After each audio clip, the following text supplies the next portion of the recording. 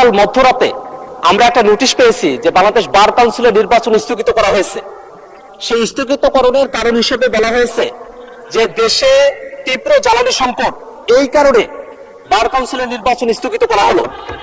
মাননীয় স্পিকার, এখানে দুই ধরনের বিষয় রয়েছে। এক, এটা একটা সংবিধিবদ্ধ প্রতিষ্ঠান যেটার সাথে আইন মন্ত্রণালয়ের একটা সংযোগ আছে, আবার জ্বালানি মন্ত্রণালয় তাদের একটা ক্লজ দেখিয়ে নির্বাচনটাকে স্থগিত করা হয়েছে।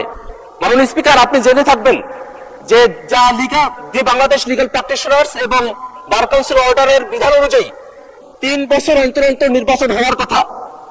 যদি নির্বাচন করার মতো পরিবেশ না থাকে, অর্থাৎ প্যান্ডেমিক হয় বা একটা গটের মতো কোনো ধরনের দুর্যোগ ঘটে, সেই সময়টাতে 1 বছরের জন্য একটা অ্যাডহক কমিটির বিধান করোনার সময়টাতে করা হয়েছিল।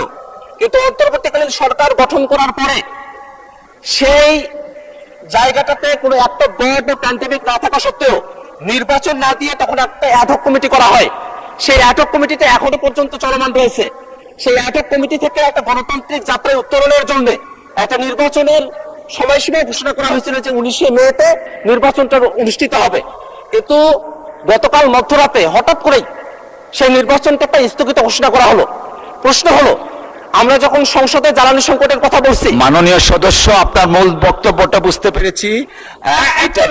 এটা কার্য বিবরণীতে আনার জন্য ভালো হবে, রেকর্ড থাকবে। আপনি দয়া করে একটা নোটিশ প্রদান করুন, এই বিষয়টা অ্যাড্রেস করতে মাননীয় আইনমন্ত্রী বক্তব্য রাখতে পারবে। সেটা হলো, আমরা যখন সংসদে জ্বালানি সংকটের কথা বলি, সরকারের তরফ থেকে জ্বালানি সংকটটা এই কথা বলা হয়, আবার সরকারি যে একটা প্রতিষ্ঠান তারা নির্বাচন স্থগিত করছে জ্বালানি সংকটের কথা বলে। এই জায়গাটাতে একটা সিদ্ধান্ত আসা প্রয়োজন। আসলে কি জ্বালানি সংকটের ইস্যু, নাকি একটা গণতান্ত্রিক প্রতিষ্ঠানকে দলীয়করণ ডাকা হবে সেইটা মূল ইস্যু? এই দুটো বিষয়ে একটা সিদ্ধান্ত আসা প্রয়োজন। স্পিকার।